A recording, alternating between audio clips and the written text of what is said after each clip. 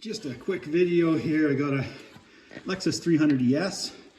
This is 2003-ish vintage. I just did the brakes on the rear brakes on this one for a customer's retail work. And there's a bad clunk that I didn't know about until I got in the car to drive it back to the customer's house. In the back end here, what it turned out to be was this sway bar link. Because it's loaded right now, you can't really feel the clunk. But if I was to put this back down, maybe I'll put it on a jack stand and show you this. It was pretty obvious where the clunk was coming from, and it's not, what I found is it's not the link itself that's wore out. It's this hole in the strut here where this little mount here that it bolts into. That's where the wear is. So it doesn't even really need sway bar links, but I'm never going to get that bolt off there without cutting it. So I do have a new heavy duty sway bar link I'm going to be putting in. Got to take this one out, then I've got to weld a washer or something in there so that it's going to hold that tight again, and then give it back. So I just thought I'd do a quick one. I think this is a problem with these cars, because a friend of mine had an older one and it had the same thing, a clunk, and he said it was something to do with the wheel bushing in the back. I never looked at it, but it was the same symptoms as this. So anyway, I'll show you how I'm going to fix it. Weight off of it with another bottle jack here. There's what you're going to find, and you can see where it's been moving up and down inside the bushing there. Just popped loose. It kind of jams up in there, but I'll tell you what, that makes a really good clunking noise while it's driving. You hit any little bump in that thing, it feels like it's in the whole car. The sound just amplifies up through the frame and everything. So anyways, I'll see. I think I'm gonna have to cut that out. That is just crusty with rust. So I'll probably have to cut at least the top one out, probably the bottom one too, with a die grinder. So I'm gonna get out of here.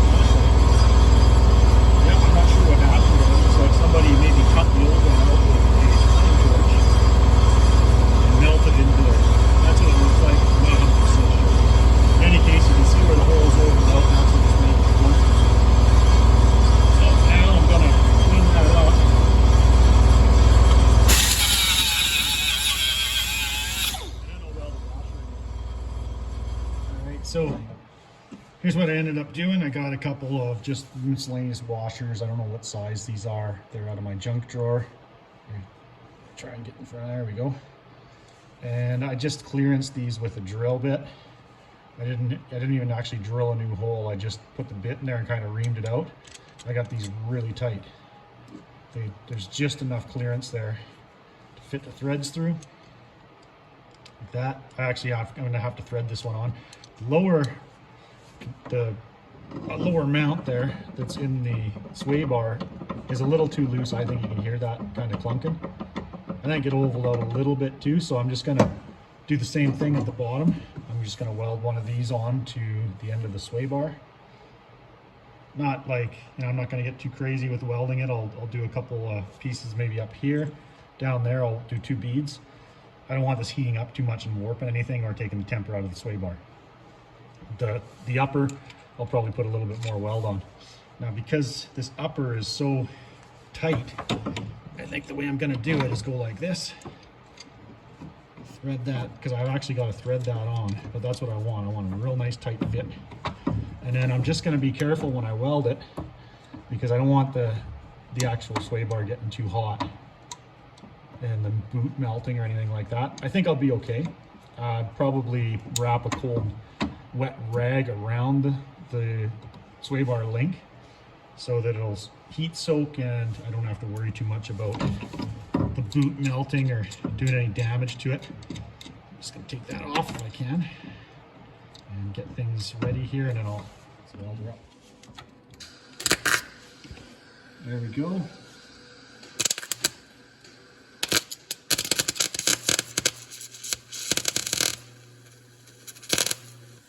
Oh my goodness. My wire speed's a little low. Yep. All right. Well, I did get a fairly good weld there.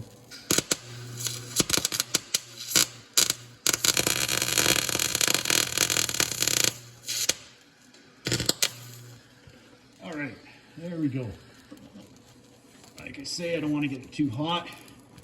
That's actually a little warmer than I'm comfortable with the way she sits. But anyways, that's solid enough. Soak up some water on the floor and cool that down. There we go.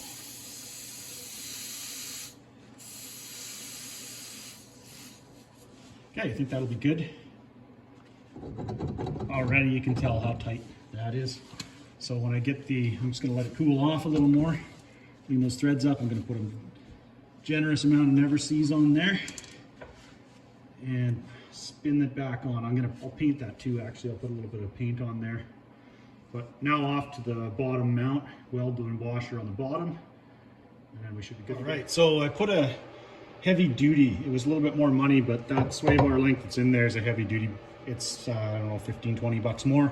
I thought it was worth it.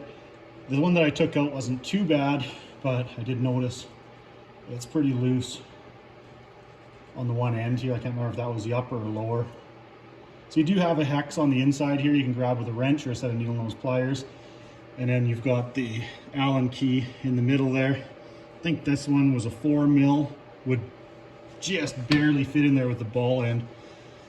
And then just tighten it up with, I used a gear wrench or whatever you can get on there. You might have to just do it with a standard wrench, but if you can hold the back of it, you can just run it in with an impact or whatever. You might want to torque it, it's up to you.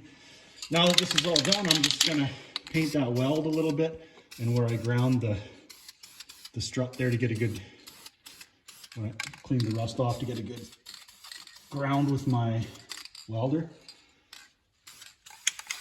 All right, and that is going to complete this job. As you can see, that's solid, and I'm really hoping that takes care of the clunk. I'm going to be pretty disappointed if something else in this car is loose and clunking, but I'll take it for a spin and see if it still makes the same sound. Anyways, I just thought I'd do a quick video on this because it's the second Lexus that I've found that was doing this. I don't know if this one in particular was the car which is being worn out, or if it was somebody that changed those sway bar lengths in the past. Cut this one off with a cutting torch like I was mentioning there, and they ovaled that. Well, they almost cut the whole bottom of the channel right out. So that's part of your strut assembly.